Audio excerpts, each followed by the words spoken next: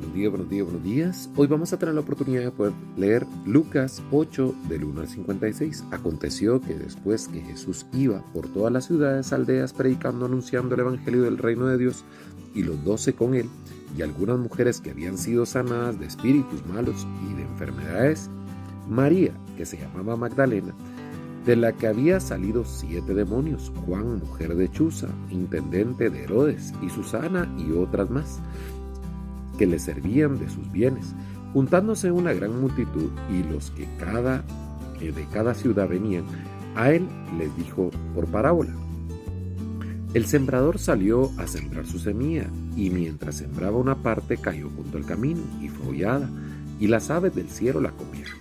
Otra parte cayó sobre la piedra, y nacida se secó, porque no tenía humedad.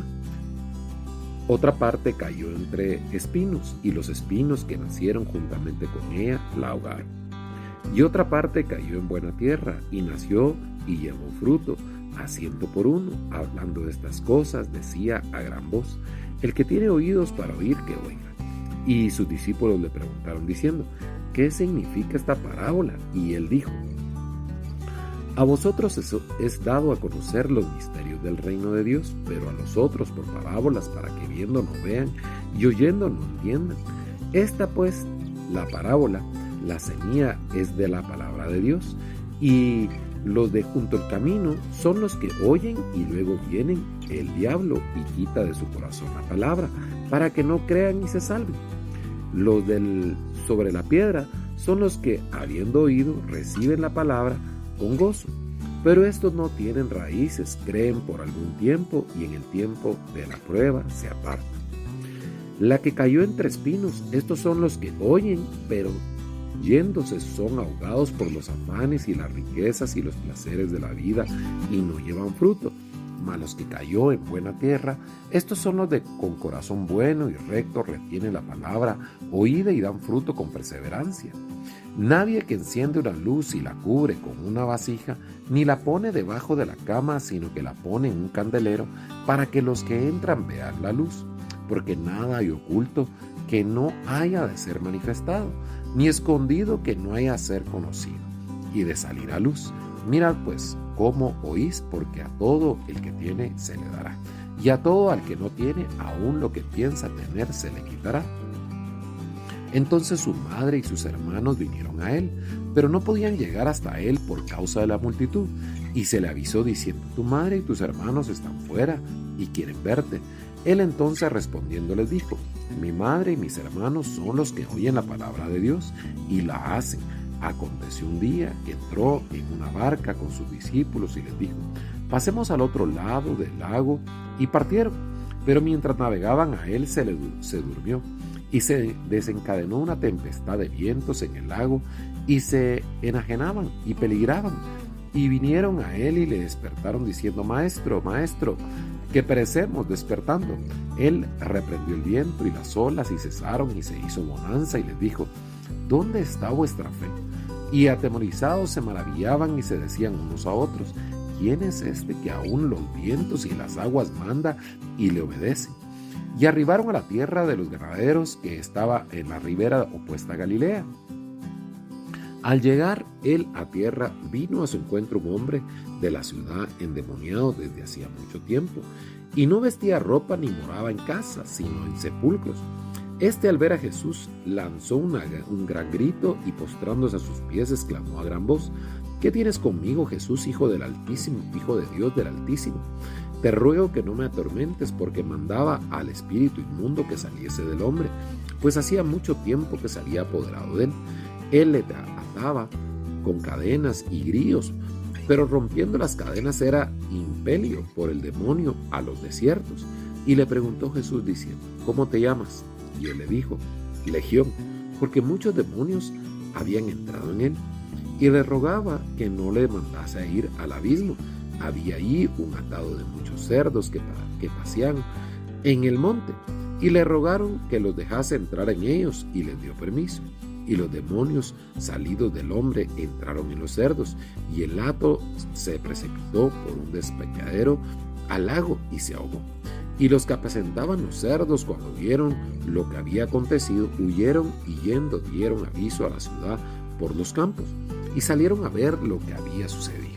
Y vinieron a Jesús y hallaron el hombre de quien había salido los demonios, sentado a los pies de Jesús, vestido en su cabal juicio. Y tuvieron miedo. A los que habían visto les contaron cómo había salvado al endemoniado. Entonces toda la multitud de la región alrededor de los ganaderos le rogó que se marchase de ellos, pues tenían gran temor. Y Jesús, entrando en la barca, se volvió, y el hombre de quien había salido los demonios le rogaba que le dejase estar con él. Pero Jesús le despidió diciendo: vuélvete a tu casa y cuenta cuán grandes cosas ha hecho Dios contigo. Él se fue publicando por todas partes de la ciudad cuán grandes cosas había hecho Jesús con él. Cuando volvió, Jesús le recibió la multitud con gozo, porque todos le esperaban. Entonces vino un varón llamado Jairo, que era principal de la sinagoga, y postrándose a los pies de Jesús le rogaba que entrase en su casa, porque tenía una hija única, como de 12 años, que estaba muriendo, y mientras iban, la multitud le oprimía. Pero una mujer que padecía de flujo de sangre desde hace 12 años y que había gastado en médicos todo cuanto tenía y por ninguno había podido ser curada, se le acercó por detrás y tocó el borde de su manto. Al instante se detuvo el flujo de su sangre. Entonces Jesús dijo: ¿quién es el que me ha tocado? Y negándose todos, dijo Pedro y los que estaban ahí: Maestro, la multitud te aprieta y te oprime, y dices: ¿quién es el que me ha tocado? Pero Jesús dijo: alguien me ha tocado, porque yo he conocido que ha salido poder de mí.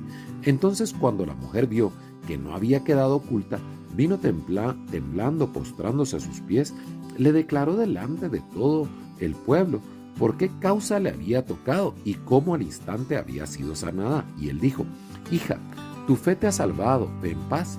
Estaba hablando aún cuando vino uno de casa de la principal de la sinagoga a decirle: tu hija ha muerto, no molestes más al maestro. Oyéndolo, Jesús le respondió: no temas, cree solamente, y serás salva entrando en la casa. No dejó entrar a nadie consigo, sino a Pedro y a Jacob, a Juan y al padre de la madre de la niña.